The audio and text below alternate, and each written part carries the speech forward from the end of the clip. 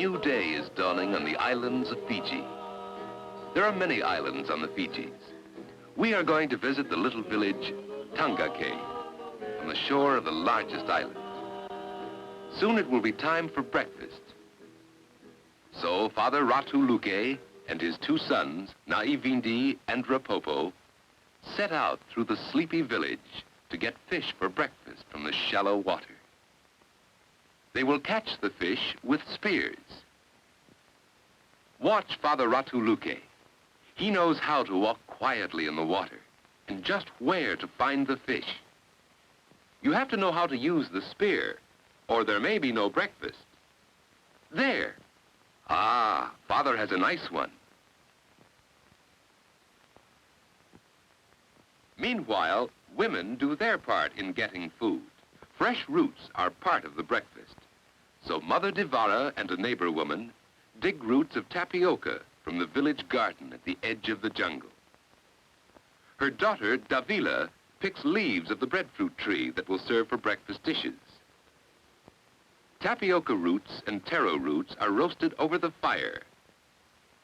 Davila learns how to do it. Other roots are boiled in the pot too.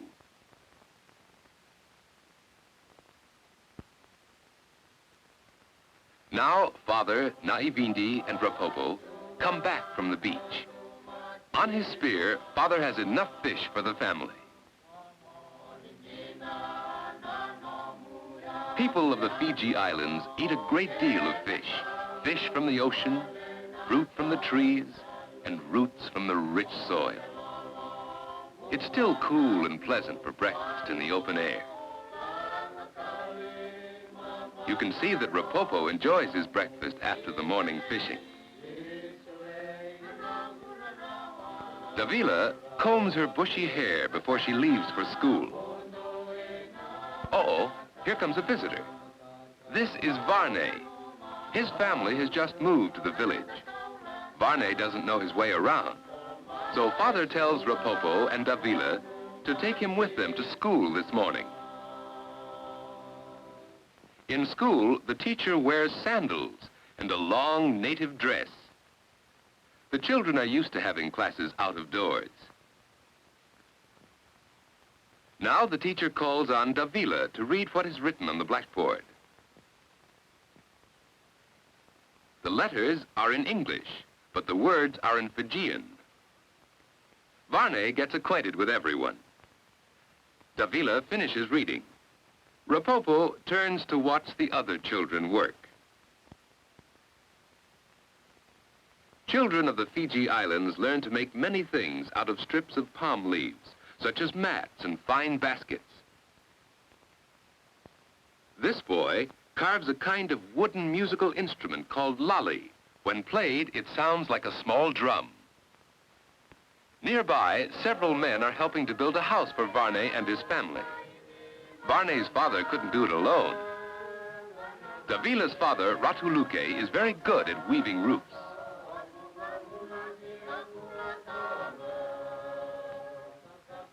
Not far from the new house, Devara helps Varney's mother find a place for her garden. Father Ratu Luke is rapidly finishing the roof of the new house. It will keep out the rain and the hot sunlight.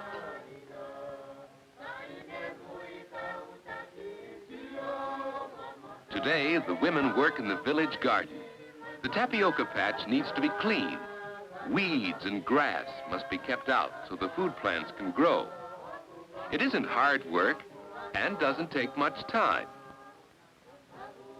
And the children stay close by. While Mother Devara and the other women work in the gardens, the men work fast to finish the house for the new family. They strengthen the walls with long grasses stuffed firmly between the slender strips. The walls will be strong to keep out the heat and heavy rains. Back at school, it's recess and time for a game of tag for the boys. This game goes well, and the teacher turns to a group of girls nearby. They're playing a game seated on the ground. It takes much practice to play it well, and they think it's lots of fun.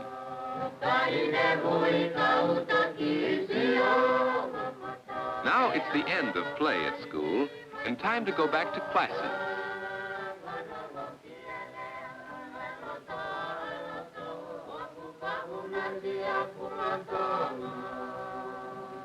Way up there is Naivindi, Davila's older brother.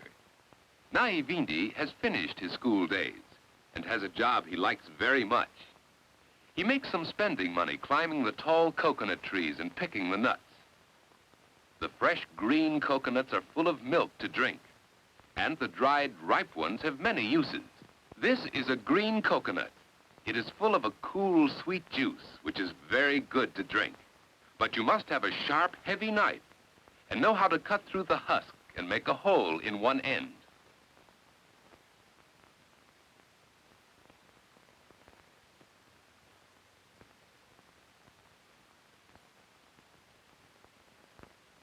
This is the next day, and the village chief calls the men together to plan a fishing party. They will need a long net. Rapopo has learned how to help. To make a net takes many palm leaves, separated into blades, and wound around slender vines.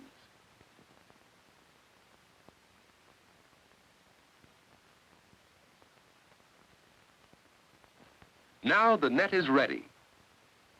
Rapopo and his friends help the men carry the net to the water. They wade in and form a long, curving line far out from shore, holding the net down in the shallow water of the lagoon.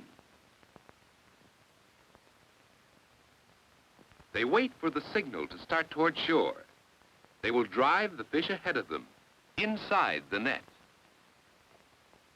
There are many fish in the shallow water near the Fiji Islands, and the people believe that they must take some fish out, so others will have room to grow. Father Ratuluke is doing his part.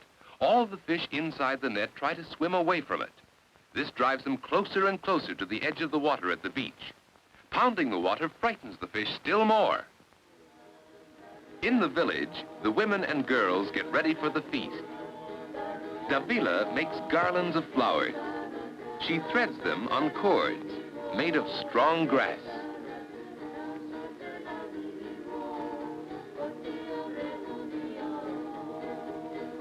As the fishermen come closer to shore, they have made the circle smaller. Inside the net, in the shallow water, they see hundreds of different kinds of fish darting about. The fishing has been a success, and there will be plenty of fish for the feast. Closer and closer the fish are driven together. They are jammed close together among the coral rocks of the shore, and it is easy to catch them with the long, sharp spears.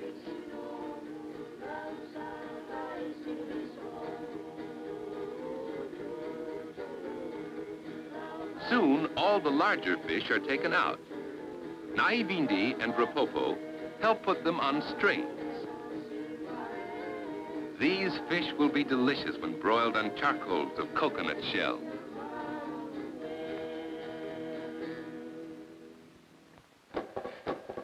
Now the feast is ready, and the fathers and mothers eat while the girls serve them.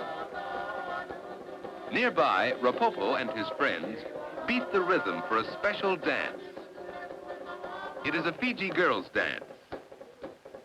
They dance seated on the ground, clapping their hands. This is a happy day, a day to remember. There were plenty of fish in the net. There was excitement in the fishing. And now, with the feast and dance, Davila and Rapopo, their friends, their parents, and all the fishermen have a good time on their peaceful island, far across the Pacific Ocean.